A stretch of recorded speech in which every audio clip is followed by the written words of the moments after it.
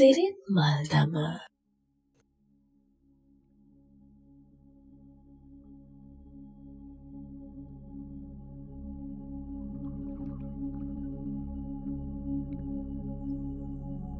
තමන් පන ලෙස හැම සතුන් ගැන සලකා පෙම ඔවුන් දුටු විලසම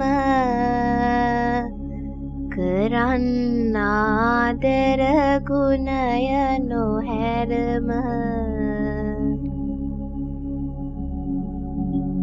සියල්ලෝම තම තමන් කෙරෙහි බොහෝ කැමැත්තෙන් තමන්ගේ පනට ආදරය කරන්නේ යම්සේද ඒ ආකාරයෙන් අනෙක් සියලු සතුන් කෙරෙහි ආදරය කරුණාව දක්වන්න.